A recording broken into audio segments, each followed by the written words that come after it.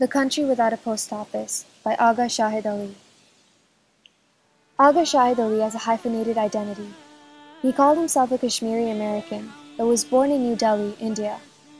He also called himself a Shia Muslim, but went to a Catholic school and had a cosmopolitan upbringing. He went through phases of demonstrating beliefs in both Christianity and Hinduism and disliked being pigeonholed. He said, "You are a universe. You are the product of immense historical forces.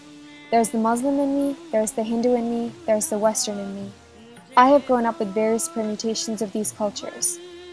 His writing reflects these multiple strands of identities with references to Hindu, Muslim, and Christian imagery and myths. The background of Country Without a Post Office is one of a troubled Kashmir. After the 1947 partition of India and Pakistan, the Hindu ruler of Kashmir, a country of predominantly Muslims, was unable to make a decision on whether Kashmir should belong to India or Pakistan. In his haste, he chose India, and hence began an era of war, corruption, and casualties. The Country Without a Post Office addresses the sense of loss through Shahid's use of recurring themes. The dreamlike imagery and symmetric rhyming structure adds to the chaos of Shahid's homeland, where the death has already occurred, and he returns to grieve. The personal becomes the political, and Shahid laments the loss of this paradise that was once Kashmir, through scarred images of this earthly heaven that is now ashen and snowed upon, suffering from a painful rebirth. Shahid juxtaposes this rosy landscape of the country with its political turmoil, a country torn apart by interreligious disputes. The theme of the collection echoes a Miltonic paradise, and Shahid frequently returns to his homeland while dreaming, and contrasts the heaven of memory with present-day hell. Two images in particular, saffron and paisley, are repeated, reinforcing the lost beauty of Kashmir.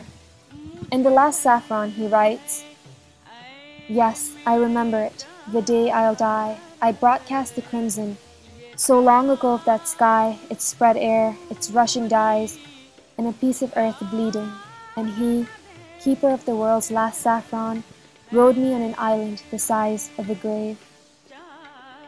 Shahid looks at Kashmir through a global perspective, where the loss of his homeland translates into universal loss, and parallels can be made to the Israeli-Palestinian conflict or Ireland's quest for independence. For instance, Shahid uses the color green, which is the color of Islam, and also the color of the emerald device in Yeats's Easter 1916, to draw a parallel between Ireland and Kashmir.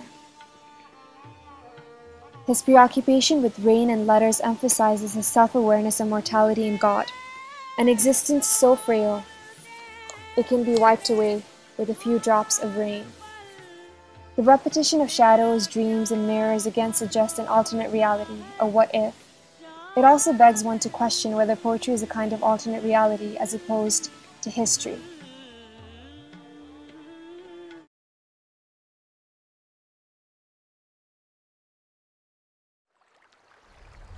तुम्हारे अब्बू ने उस जन्नत से इस जन्नत में खत भेजा है और कहा है शुक्रिया अपनी अम्मी का ख्याल रखने के लिए। उन्हें यकीन है कि तुम इस जन्नत की हिफाजत करोगे जैसा कि तुम्हारा नाम है। Check them, everybody! मैंने कुछ नहीं किया, मुझे जाने दो। दादाजान अब्बू कब आएंगे? नाम बोल मादरचोद!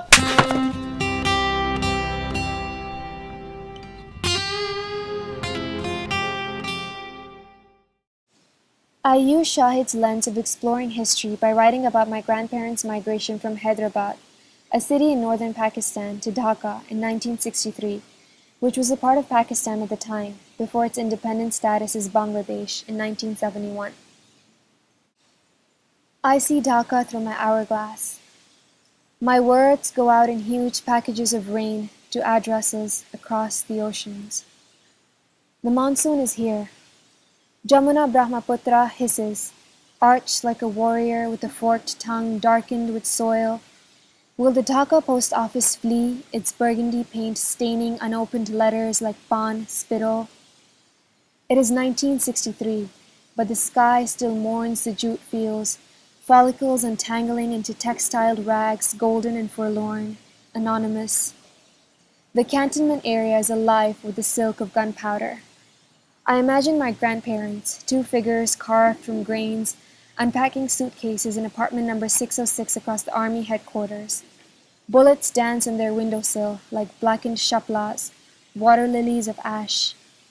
Dada's white kurta shalwar reeks of fresh mustard oil. Pockets ring with plastic chips. Dadi unravels her collection of rosary beads. Whisper Allahu Akbar, Alhamdulillah and Subhanallah 34 times and then 33, 33. Stacks them in neat packages of clay and marble. I imagine them rummaging in silence, her words forced to swallow before they tumble, like dampened parchment sinking into mailbox corners. I see her unfold her prayer rug and place the Quran in the temporary mimbar of wooden shrapnel and green cloth. Its steel palms her salvation. And next to it, in black and white, they stand, her stooped shoulder cowering 1 foot beneath his erect one. See how handsome they look together, mashallah. 17 years old, a Hyderabadi bride, cold eyes framed with surprise, as if she knew she was destined for a war of partitions and a lifetime of partings. Her so startlingly beautiful and him so unforgivingly distant that the building begins to shake in my palms. The monsoon is here. In my hourglass, the rain begins to pour. For Agha Shahid Ali.